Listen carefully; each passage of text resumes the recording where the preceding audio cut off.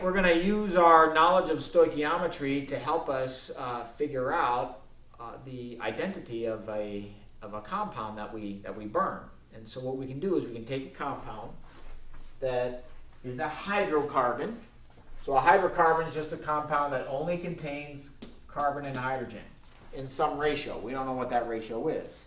So we'll call it X to Y. I don't know what they are, so we're just gonna leave it like that. And we're gonna burn this in oxygen. So this reacts with oxygen. And you're gonna get carbon dioxide, and you're gonna get water. You're gonna get a certain amount of this.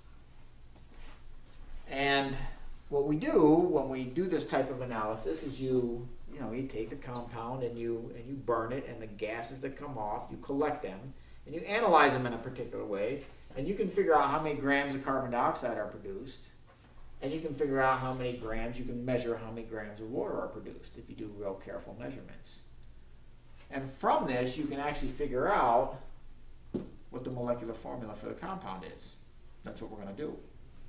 So we're going to imagine we took a 0.523 gram sample of a hydrocarbon, and we don't know what its identity is. We have no idea.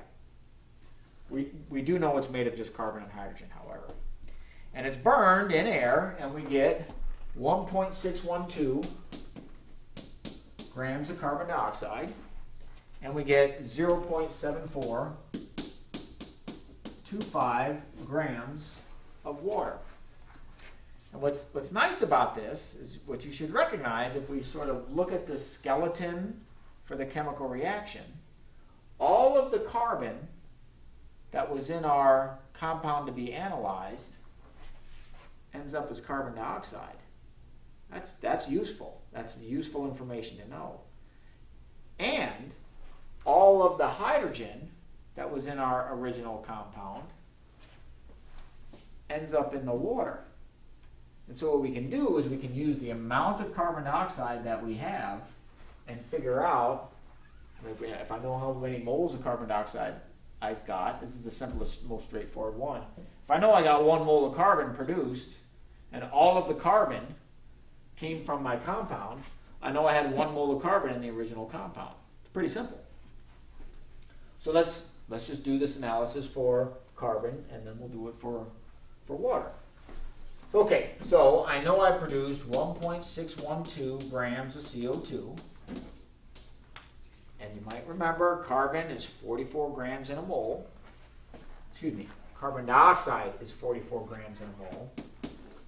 So I have 44 grams of CO2 in 1 mole of CO2. And of course, in every 1 mole of CO2, there's 1 mole of carbon. So look what I just did. I took the amount of carbon dioxide product that we collected as a result of the reaction, and I was able to figure out from that how many moles of carbon were in the original substance. That's useful. All right, so let's see what that comes out to. Where'd my phone go? It's in my pocket. Here we go. Okay, 1.612, divide that by 44, and I get 0.0366 moles of carbon. Make sure I did that right. I think I did. So I figured out what X is. Let me make this a little bigger. 0.0366.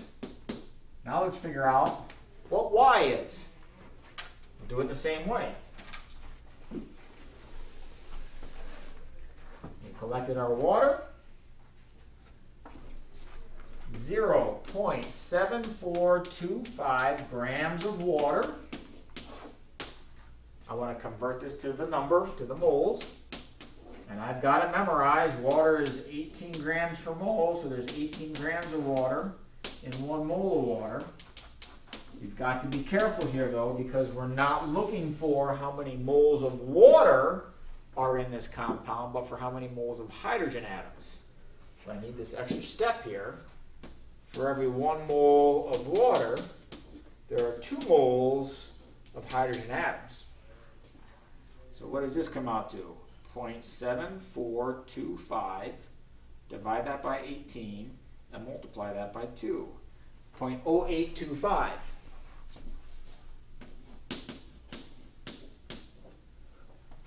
So that's a weird relationship for a particular compound. C.0366, H.0825. I want to know the whole number relationship between these two. So what I do is I just divide by the lowest number, which is 0.0366. So of course this divided by this, I have one carbon. One carbon to how many hydrogens? Let's find out. 0.0825 divided by 0.0366. And I get 2.25. Hey, we wanted a whole number. What's the problem here? I don't have a whole number yet. Well, can you see that if I take 2.25, that's 2 1/4. So I'm going to multiply that by 4. But to keep the ratio intact, if I multiply this by 4, I need to multiply this by 4. So that means 1 times 4 is 4. 2.25 times 4 is 9. C4H9 is, what I'm going to argue is, the lowest whole number ratio of atoms in this particular compound. This is the empirical formula. We don't know if it's a molecular formula, but we can find the empirical formula from this type of analysis. Now, if you look at the problem, they tell you that the molar mass of this original compound is 114 grams in a mole. And from, you might remember, from the molar mass and the empirical formula, we should be able to find the molecular formula.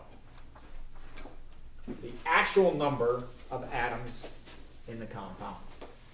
Let's see if we can't figure that out. Well, if this was the molecule, what would its molar mass be? Let's figure that out. 4 carbons, 9 hydrogens. Let's see, 4 carbons, that's going to be 4 times 12. Remember, I got that number from the periodic table. That's going to be 48. Hydrogens, 9 times 1, well, that's going to be 9. Remember, I get this number from the periodic table. 8, 9, 7, that's 57. So if this was my compound, its molar mass would be 57 grams per mole. But it's not. It's 114 grams per mole when we actually analyze the compound. Well, I hope you see we can get from here to here pretty easily. If we multiply 57 by 2, we get 114 grams per mole. So I'm going to multiply this by 2, which means I multiply everything in here by 2. And that's going to be C8H18. That's my proposed molecular formula for this particular compound, which would be octane. Octane is a major component in gasoline. I think we may be onto something here. Let's find the molar mass of this just to make sure that we're okay. I've got carbon, which would be 8 of them, times its molar mass. Is that 96? I think that's right. Hydrogen, there's 1 of them, there's 18 of them, times 1, 118, 4, carry 1. Uh-oh, I screwed up somehow. That's how. I put 118. I shouldn't have done that. It's just 18. That's 14. Carry the 1. 9 and 2 is 11. 114 grams per mole.